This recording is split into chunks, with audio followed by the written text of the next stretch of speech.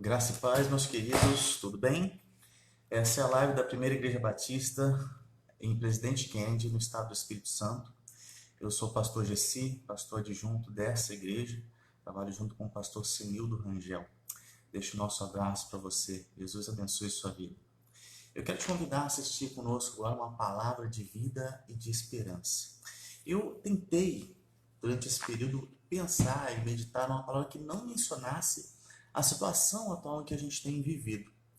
Mas tem sido complicado, porque direto ou indiretamente a gente vai acabar falando sobre isso. E eu te digo por quê. A gente tem sido bombardeado por muitas informações. As informações estão vindo pela internet, através do WhatsApp, das redes sociais, estão vindo por jornais, pela TV, pelos jornais de rádio, estão vindo, até carro de som na rua tem passado falando sobre isso. A gente coloca até no YouTube. E no YouTube, enquanto a gente está assistindo alguma coisa, uma programação, ouvindo ou assistindo um clipe, passa uma mensagem de repente falando sobre coronavírus, falando sobre a quarentena. Então não tem jeito. De um jeito ou de outro a gente vai acabar falando, de certa forma, também sobre a situação que a gente tem vivido. E tendo isso em vista, eu gostaria de ver com os irmãos, ou perguntar, fazer uma pergunta para os irmãos, uma pergunta para você que está assistindo para a gente. Você tem visto ou você tem enxergado a ação de Deus? O que você tem feito? Você tem visto ou você tem enxergado? Ah, pastor, mas isso aí parece a mesma coisa. Ver e enxergar é a mesma coisa. Não. Olha, segundo um cientista, pesquisador, físico e engenheiro chamado Masataka Watanabe, o nome do cara é Masataka Watanabe, que é PhD, PQD e piraquê no assunto, ele diz que ver é aprofundar a sua visão sobre o objeto visto e analisá-lo mais de perto, enquanto enxergar é olhar sem avaliar com mais cuidado. Em outras palavras, ver é examinar com mais cuidado, é examinar com propriedade, examinar a fundo. E enxergar é olhar superficialmente, ok? Agora que a gente já sabe a diferença de um, de outro, de ver e enxergar, e a pergunta fica no ar, no final a gente vai conversar um pouco mais sobre isso, eu quero começar orando com você. Curve sua cabeça onde você estiver um instante. Santo Deus, amado Pai, em nome de Jesus, queremos te glorificar, porque as redes sociais, a internet hoje oferece para a gente uma condição de continuar propagando o teu evangelho, de compartilhar a tua palavra com as pessoas que precisam ouvir. Mesmo estamos distantes, Pai, não podendo mais abraçar os nossos irmãos, pelo menos temporariamente, podemos sim desejar um ótimo dia, uma ótima noite para cada um deles e apresentá-los também uma palavra que venha saciar e alimentar suas almas. Abençoe nossas vidas, abençoe a vida de cada um que tem assistido a gente nesse instante, para que ele possa também ser abençoado de alguma forma. Que não seja eu falando por mim, mas seja eu usado pelo teu Espírito, para a honra e glória do teu nome, em nome de Jesus. Amém. Eu gostaria que você abrisse a sua Bíblia lá em 1 Samuel, capítulo 16,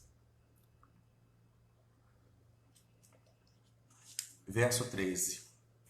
A partir do verso 6, aliás. 1 Samuel, capítulo 16, a partir do verso 6. A gente vai ler um pouquinho aqui, diz assim. Só para a gente situar um pouco, só para o pessoal entender o que está acontecendo aqui. Samuel havia ungido, muitos anos atrás, a Saul como rei.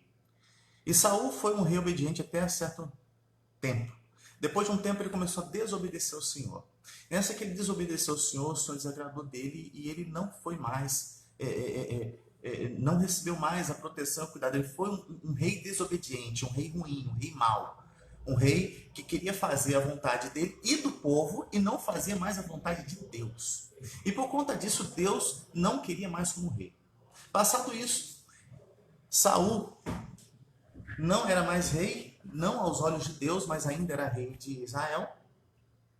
E Samuel tentava, de alguma forma, ainda amenizar isso. E inicia aqui o texto no verso, a gente não vai ler logo no início, mas eu quero ler só o primeiro versículo aqui do capítulo 16, para a gente depois pular pro verso 6, e diz assim: O Senhor Deus disse a Samuel: Até quando você vai continuar a ter pena de Saul? Eu não quero mais que ele seja rei de Israel.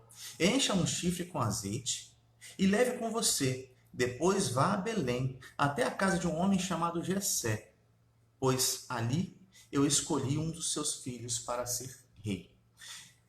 Deus havia dado ordem então a Samuel para partir numa missão, e a missão seria consagrar, ungir um novo rei para Israel.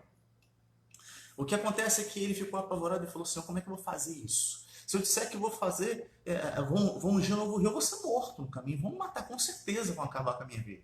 Ele diz assim: não, diz que você pega um cordeiro, pega um cabrito e vai até Belém, diz que você vai até... E não é mentira, ele poderia ir fazer isso, ele era sacerdote, ele tinha a liberdade de fazer isso, então ele estava indo para adorar o Senhor. E ele pegou o animal e fez como Deus havia falado, e foi, e chegando até lá, encontrou Jessé. As pessoas encontraram ele meio assustado, sabiam quem era Samuel, ficaram com medo dele estar levando alguma notícia ruim para aquele lugar. As pessoas preocupadas com isso falaram assim: você veio em paz? Ele falou: não, eu vim em paz, eu vim aqui para adorar. Ok, então você pode entrar. E chegou até a casa de Jessé. Assim que ele chegou à casa de Jessé, ele pediu para que os filhos de Jessé e Jessé se purificassem para que pudessem adorar a Deus junto dele. Então vamos lá para o verso 6, que diz assim: Quando eles chegaram, Samuel viu Eliabe, um dos filhos de Jessé, e pensou: esse homem que está aqui na presença de Deus, o Senhor certamente é aquele que o Senhor escolheu. Mas o Senhor disse: não se impressione com a aparência ou com a altura desse homem. Eu o rejeitei porque não o julgo como as pessoas julgam. Elas olham com a aparência, mas eu vejo com o coração. Então Jessé chamou o seu filho Abinadab e o levou até Samuel. Mas Samuel disse: este também não é escolhido pelo Senhor. Aí Jessé trouxe o seu filho Simeia, e Samuel disse: o Senhor também não escolheu esse. Assim, Jessé apresentou a Samuel os 7 filhos que ele tinha. O Senhor Deus não escolheu nenhum destes? E perguntou a Jessé: você não tem mais nenhum filho? Jessé respondeu: tenho mais um, o caçula, mas ele está lá fora, cuidando do rebanho, cuidando das ovelhas. Então mande chamá-lo, disse Samuel. Nós não vamos oferecer sacrifício enquanto ele não vier. Aí Jessé mandou buscá-lo. Era um belo rapaz, saudável e de olhos brilhantes. O Senhor disse a Samuel: é este mesmo, unja-o. Samuel pegou o chifre cheio de azeite e ungiu Davi na frente dos seus irmãos. E o Espírito do Senhor dominou Davi. Daquele dia em diante, ficou com ele, e Samuel voltou para Ramá. Queridos, interessante dessa passagem, e eu falando sobre ver e enxergar, e ver é ver com profundidade, examinando, e enxergar é algo superficial, foi que quando Samuel viu à primeira vista, ele enxergou à primeira vista, ele olhou à primeira vista para os primeiros filhos de Jessé, ele imaginou que aqueles homens que eram fortes, que eram de boa aparência, que eram homens altos, poderiam ser então aquele que seria consagrado o novo rei de Israel.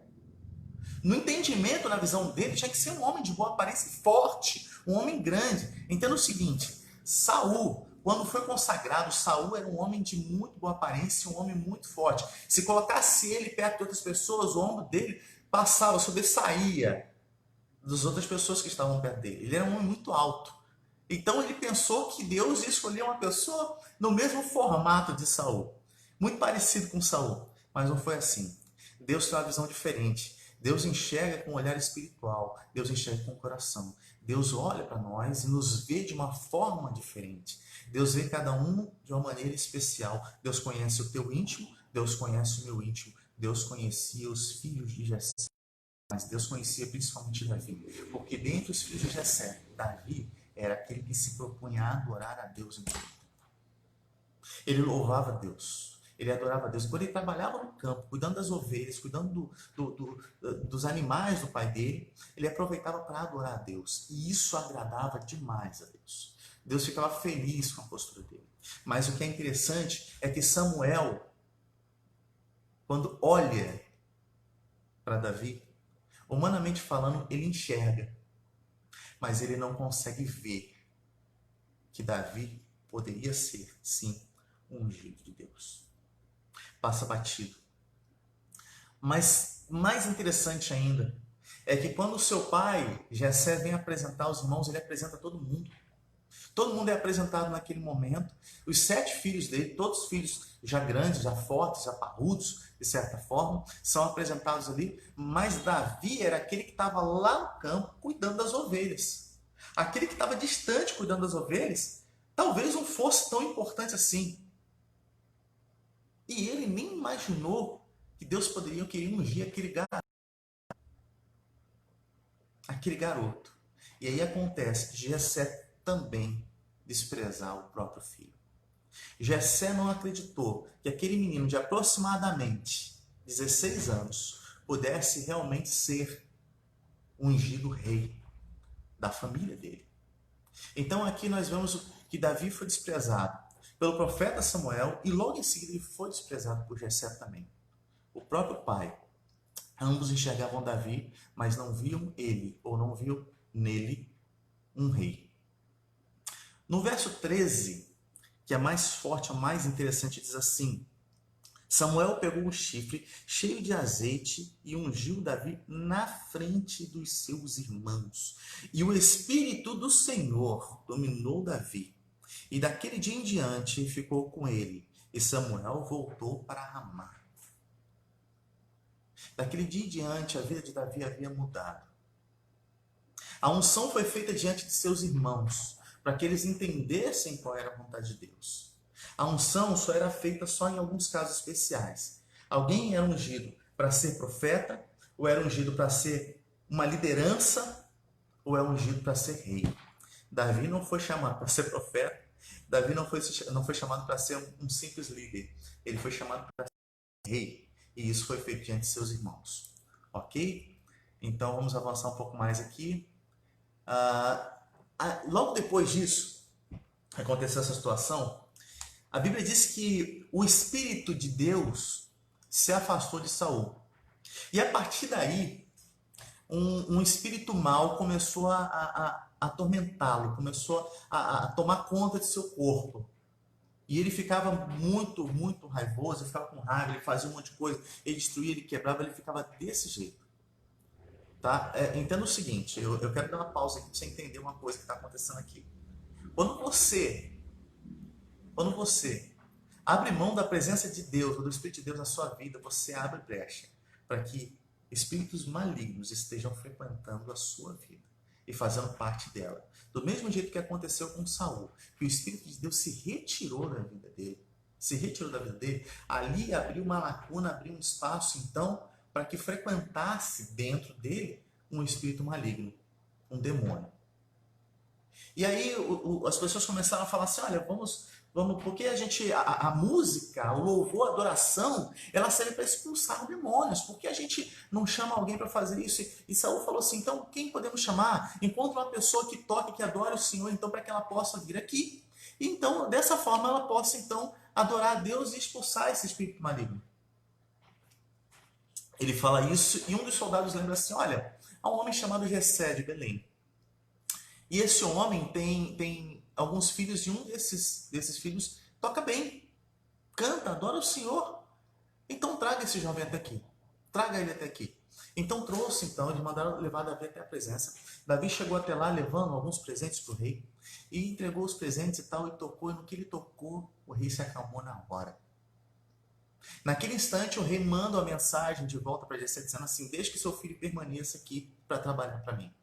Davi passou um tempo trabalhando para o rei. Todas as vezes que manifestava esse espírito maligno nele, esse demônio se manifestava nele, Davi louvava, adorava a Deus. E quando isso acontecia, aquele espírito se afastava de Saul. Passou algum tempo. E aí a gente vai lá para o capítulo 17. Lá no capítulo 17 começa a acontecer algo interessante. Os filisteus começam a guerrear contra o povo de Israel. Então os filisteus se colocam diante do povo de Israel, um diante do outro, e ali começam a afronta, né? E vem, junto deles vem um gigante chamado Golias. Ele desafia o povo de Israel e fala assim: no meio de vocês um homem corajoso que possa me enfrentar?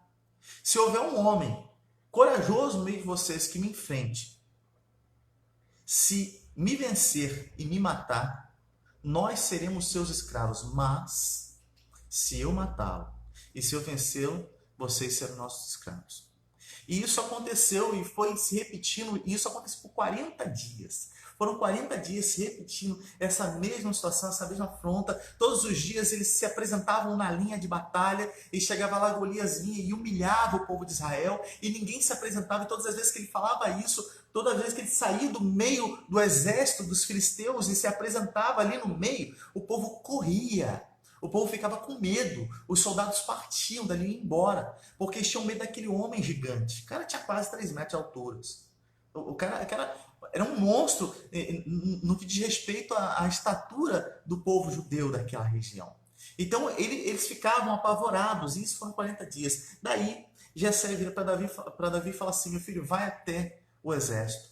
Já tem bastante tempo que eles estão lá, leve uma quantidade de pão, leve queijos para eles, leve alguma coisa, entregue ao chefe da guarda, leve pão para os seus irmãos, veja como seus irmãos estão e traga para mim notícia dos seus irmãos. E tudo bem. No dia seguinte se preparou e foi até lá. Preparou um jumentinho, colocou tudo em cima e partiu para lá. Quando ele chegou lá, ele procurou o chefe da guarda, entregou todos os mantimentos a ele e ele viu Golias afrontando mais uma vez o povo de Israel. E ele se colocou mais uma vez à frente do exército e disse assim: não há um sequer, um homem de coragem sequer no meio de vocês que possa. Eu quero um homem de coragem.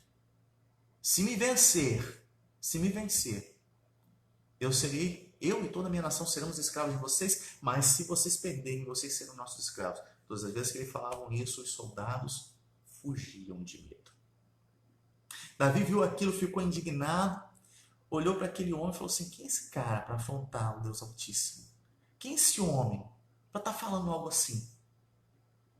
Como ele pode falar desse jeito? Isso é um absurdo. E ele começou a ouvir os soldados falando assim: olha, vocês ouviram dizer aquilo que o rei vai dar para aquele que conseguir vencer esse gigante? Aí Davi pergunta: como assim? O que o rei vai dar? E aí os soldados começam a falar: o rei vai dar para ele, para a pessoa que vencer, a filha dele em casamento, além de dar muita riqueza e isentar a família dele de impostos para o resto da vida. E aí eu quero que você leia comigo agora no capítulo 17, o verso 28. Leia comigo o verso 28. Aí, eles lhes contaram que ganhariam quem matasse Golias. 27, tá? Perdão. 27, 28. Aí eles contaram que ganharia quem matasse Golias. 28 diz assim: Eliabe, o irmão mais velho de Davi, ouviu-o conversando com os soldados. Então ficou zangado e disse: o que é que você está fazendo aqui? Quem é que está tomando conta das ovelhas no deserto? Seu convencido, você veio aqui para ver a batalha. Aqui a gente vê o irmão de Davi, o irmão mais velho. O irmão mais velho de Davi, desprezando ele também. A gente vê ele se colocando também como alguém que desprezou. Eu quero ressaltar uma coisa aqui. Esse era um dos irmãos que estava lá no dia que Davi foi ungido rei. Talvez ele não acreditasse que aquela unção fosse verdadeira. Talvez ele não acreditasse que Davi verdadeiramente poderia se tornar rei de Israel.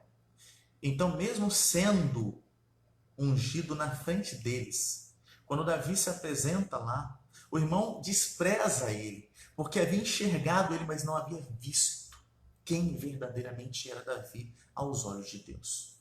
Ele não tinha visto quem era Davi aos olhos de Deus. Mais uma vez, Davi desprezado. E em meio a essa conversa,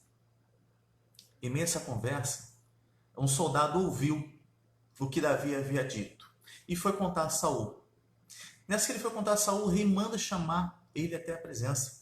E aí Davi vai e se apresenta a ele e falou: sou Davi, filho de Jessé, de Belém, então não sei o quê. Outro detalhe aqui interessante: Davi no final do verso 16, ali do capítulo 16, a gente vê que Davi foi convocado por Saul para passar um tempo lá, louvando e adorando a Deus para expulsar o demônio que frequentava, né, que vivia atormentando Saul, correto?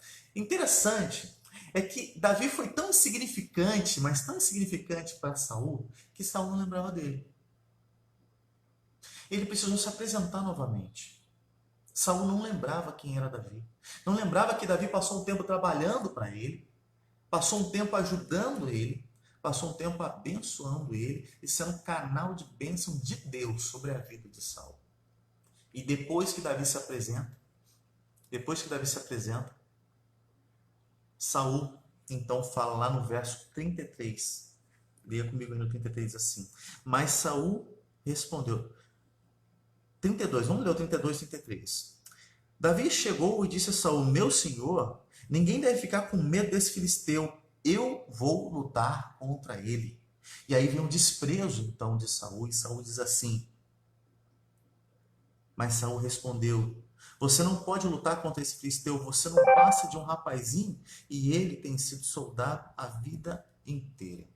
Olha só, aquele menino que havia já sido esquecido por Saul se colocou ali diante de Saul e se apresentou como talvez o único homem daquele lugar que tivesse coragem de enfrentar Golias. Davi foi ousado, cheio da presença de Deus, cheio de autoridade. Davi encheu a boca para falar assim: Senhor, não tema esse homem. Eu vou lá e vou matar. Mas quem é você para matar ele? Tem um rapaz, tem um menino. O cara é um soldado. Você vai morrer na mão dele. Ele fala assim: ó, relaxa, meu rei. Um bicho desse tenta atacar. E quando eles vão e atacam e pegam o ovelha, eu vou atrás e tomo deles. Eu bato, eu espanco até tomar deles, eu mato eles. O Senhor me deu força e autoridade para fazer isso com o leão e com o urso. Por que não haveria de fazer isso com esse filisteu? Esse pecador que tem afrontado o Deus vivo? Davi fala com autoridade. Saul olha para ele. E eu não acredito que Saul tenha acreditado na autoridade que Davi tinha dito ali. Eu vou deixar ele morrer. Então tá bom, filho, vai lá, que Deus te proteja. E aí, Davi começa a se preparar, começa a ser equipado. Voltando aqui, Saul também havia desprezado ele. Saul enxergou aquele garoto, mas ele não viu que, apesar das suas palavras com autoridade, ele poderia realmente ser alguém vindo da parte de Deus para resolver o problema do povo de Israel. Ok? Então, ele vai lá e começa a se preparar. E o rei fala assim: olha, dá minha roupa para ele, dá minha armadura para ele. Tipo assim, eu não vou lutar mesmo? Deixa ele lá. Se ele for, ele morre, acabou esse negócio de filho escravo. Deixa quieto. Dá minha roupa para ele. E Davi foi lá, se aparamentou, colocou a roupa dele, colocou a espada e tentou se mover, não conseguiu. Sabe por quê? Porque a roupa de Saul não cabia. Lembra que eu falei que Saul era um homem muito alto? Era um homem muito forte. Era um homem que se destacava em relação à altura das pessoas daquela região. Ele era mais alto que o comum. Então a roupa de Saul também era uma roupa muito grande. Davi era pequeno. Davi era pequeno. O rei tentou colocar a roupa ficou muito grande nele. A armadura era pesada, era grande e impedia ele de se mover. A espada dele era difícil. Então Davi vai e tira todo aquele aparamento, bota lá e vai do jeito dele. Do jeito que ele sabe, do jeito que ele pode. Foi lá, pegou um pedaço de madeira, um porrete, pegou uma espadinha, colocou essa espadinha, uma faca, né, na sua cintura, pegou uma funda, que é uma tira de couro, e algumas pedrinhas, colocou na sua bolsa e foi ao encontro do gigante. Ok? Ele sai então e chega até lá, e quando ele chega, ele se depara e se prepara para enfrentar Golias. Nos versos 41 e 44, acontece mais uma coisa interessante aqui do capítulo 17. 41 até o 44 diz assim: Golias, o filisteu começou a caminhar na direção de Davi. O ajudante que carregava as suas armas ia lá na frente. Quando chegou perto de Davi, Golias olhou bem para ele e começou a caçoar, porque Davi não passava de um rapaz bonito e de boa aparência. Aí disse a Davi: Para que é esse bastão? Você pensa que eu sou algum cachorro? Em seguida, rogou maldições dos seus deuses sobre Davi. E o desafiou, dizendo: venha, que eu darei o seu corpo para as aves e os animais comerem. Mais um desprezo de Davi. O pequeno Davi se posiciona na frente do gigante, o gigante vem todo preparado, e quando ele olha, ele vê que sequer é um homem, que aquilo era um garoto. Entenda que Davi, quando foi ungido, quando ele foi consagrado, quando ele foi ungido rei ali, esperando o momento dele se tornar rei, ele tinha aproximadamente 16 anos, e aos 16 anos ele era considerado, naquela cultura, ele já era considerado alguém que se poderia contar, mas ele não era considerado um homem feito. Um homem feito seria considerado a partir dos 30 anos. E quando Davi completou 30 anos, de fato ele assumiu como rei de Israel. Então, ele olha aquele garoto e fala assim: você pensa que eu sou o quê, cara? Eu sou um cachorro? Eu sou um cão para você me atacar? Com um pedaço de pau, com pedras? Sabe, eu vou te matar. Seja amaldiçoado. E começou a falar dos deuses dele. E todos os deuses, aqui, fulano, que Deus tal te amaldiçoou, que você vá para o inferno quando eu te matar. E eu vou cortar você todinho, vou deixar você ir para os animais comerem. O gigante olhou para aquele garoto e viu um garoto. Só que talvez ele devesse pensar em uma coisa. De todos os homens de Israel, o único que teve ousadia de enfrentá-lo foi um menino. Será que isso não deveria fazer ele pensar mais uma vez que, de fato, aquele menino poderia ter alguma coisa que pudesse fazer com que ele fosse grande ou bem maior do que aqueles outros soldados que não quiseram participar daquela contenda? O gigante não pensou nisso. O gigante estava cheio de si. O gigante olhou com olhos da carne. Ele olhou e simplesmente enxergou aquele menino, mas ele não viu o homem de Deus que estava diante dele. No verso 45 ao 47 diz assim: Davi respondeu, e aí Davi fala com autoridade: você vem contra mim com espada, lança e dardo, mas eu vou contra você em nome do Senhor Todo-Poderoso, Deus dos exércitos israelitas, que você desafiou. Hoje mesmo o Senhor Deus entregará você nas minhas mãos e eu o vencerei. Cortaria sua cabeça e daria o seu corpo e o corpo dos seus soldados, os soldados filisteus, as aves e os animais para os animais comerem. Então o mundo inteiro saberá que o povo de Israel tem um Deus. E todos aqui verão que ele não precisa de espadas ou de lanças para salvar o seu povo. Ele é vitorioso na batalha e entregará todos vocês nas nossas mãos. Aquele garoto se posicionou diante de um gigante de quase 3 metros de altura e começa a falar com autoridade. Durante 40 dias, aquele homem se posicionou diante do exército dos israelitas, pedindo que surgisse ali no meio deles um soldado que pudesse enfrentá-lo. Ninguém apareceu. De repente vem um garoto de boa aparência, pequeno, aparece diante dele, sem armadura, sem espada, sem lanças, e se apresenta para lutar junto ou contra ele. Mas a fala daquele garoto é cheia de autoridade, uma autoridade que não vem dele, uma autoridade espiritual, uma autoridade que foi dada para ele lá no verso 13 do capítulo 16, que diz que ele foi ungido diante dos seus irmãos, e no momento que ele foi ungido, o Espírito de Deus dominou Davi, e acompanhava ele todos os dias a partir daquele momento.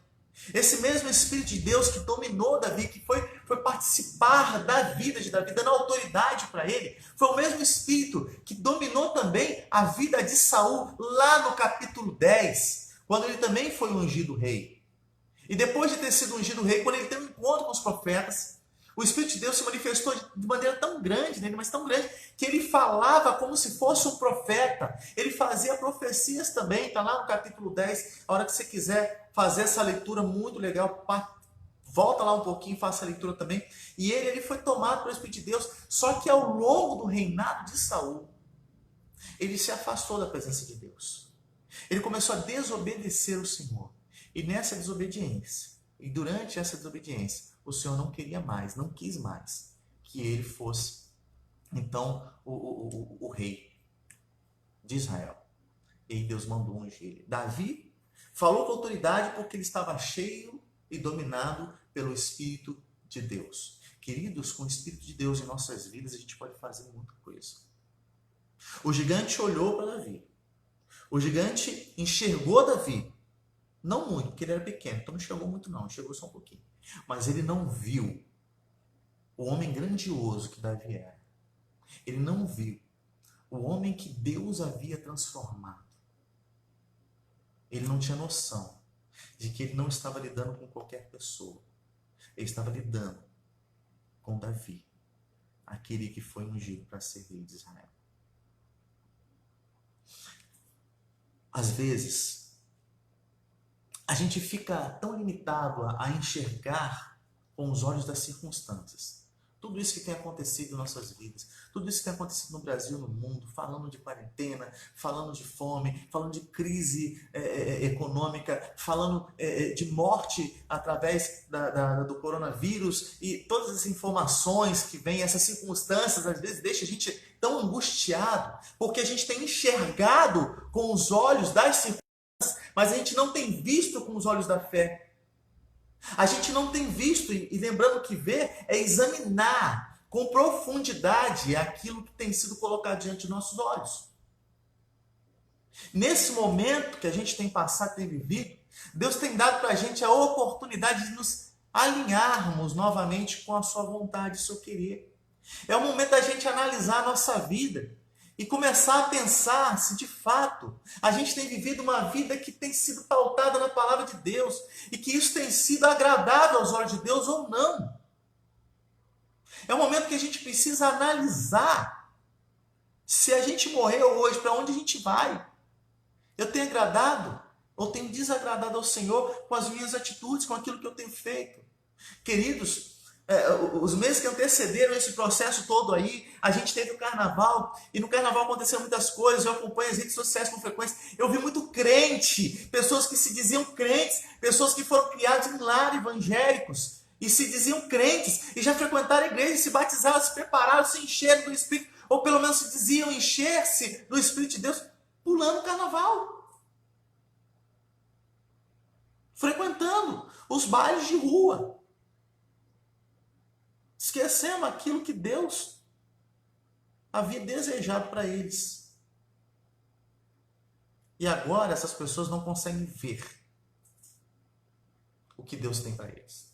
Não conseguem ver a vontade de Deus. Essas pessoas agora só enxergam as circunstâncias. Elas só começam a pensar, será que se eu morrer hoje eu vou céu? Será que eu tenho agradado a Deus? Será que o que eu tenho feito, tem feito meu Deus feliz? Queridos, é hora de mudarmos a nossa ótica e de entendermos que a partir da visão, ou seja, de enxergar e analisar, de olhar, observar e analisar aquilo que a gente tem visto, a gente pode perceber que essa situação toda de quarentena, de coronavírus, é uma grande oportunidade que nós temos da parte de Deus de nos reaproximarmos dele, de buscarmos mais, de pedirmos perdão. Se você que está nos assistindo agora, você nunca tomou uma decisão junto a Cristo, hoje é a tua oportunidade. Aceita Jesus como Senhor e Salvador da sua vida. Deixa Ele mudar a sua história. Se você, em algum momento da sua vida, frequentou a igreja, participou dos cultos, adorou a Deus, se encheu com o Espírito dele, mas agora se encontra afastado, não importa o que você fez, querido, querida, não importa. Não importa. Essa é a oportunidade que Deus tem nos dado para voltarmos e voltarmos para Ele. Volta para Cristo, porque é isso que Ele quer. ver que toda essa situação de quarentena, de coronavírus, na verdade é uma grande oportunidade de termos mais intimidade com o Pai. De termos mais relacionamento, de nos aproximarmos mais, de pedirmos perdão, de alinharmos aquilo que a gente tem vivido com a vontade de Deus, para que a gente venha viver aquilo que Deus quer. Pare de enxergar as circunstâncias e comece a ver com os olhos do seu espírito, com os olhos da fé. Eu quero orar pela sua vida mais uma vez. Feche seus olhos. Santo Deus, amado Pai, eu quero te louvar, quero adorar, agradecer o teu nome. E quero pedir a Deus que, em nome de Jesus, o Senhor, com teu Espírito, venha falar ao coração de cada pessoa que nos assiste. Para que essas pessoas possam entender, Pai, que as circunstâncias estão aí, nós não temos que olhar para elas, Pai, e ver que aquilo pode nos atrapalhar, mas ao contrário, temos que usar nossa visão, uma visão espiritual, entender que podemos nos aproximar mais de Ti, a nossa vida vai ser cuidada pelo Senhor. Ó Deus, tudo e todas as coisas estão debaixo do Teu poder. Nada acontece sem a tua autorização, nada acontece sem a tua permissão, nada acontece sem que o Senhor, Pai, queira que aconteça. Eu entendo que até em meio a uma situação complicada como todo o Brasil, todo mundo tem vivido agora, o Senhor tem falado aos nossos corações. É o momento, Pai, da tua igreja te buscar com mais intensidade. É o momento, Deus, da gente procurar um avivamento espiritual. E quando eu falo de avivamento, Deus, eu não falo de histeria, de grito, não. Eu falo de avivamento, de termos mais intimidade, mais relacionamento com o Senhor. Deus, se alguém que nos assiste não te conhecia como o Senhor e Salvador de suas vidas e hoje quer entregar sua vida, Senhor, receba Ele. E escreva seu nome, Pai, no livro da vida, como o Senhor fez com todos nós. Se alguém está afastado, distante, e hoje, agora, enquanto assiste essa mensagem, quer voltar, Pai, para os teus caminhos, que em nome de Jesus, o Senhor possa estar abraçando novamente, Pai. Como Pai, feliz pela volta do seu filho pródigo, esteja recebendo cada um deles. Ó Deus, que nós possamos te procurar, te buscar e querer cada vez mais experimentar aquilo que vem da parte do Senhor. Que o teu Espírito seja o único Espírito que tenha liberdade de as nossas vidas. É o que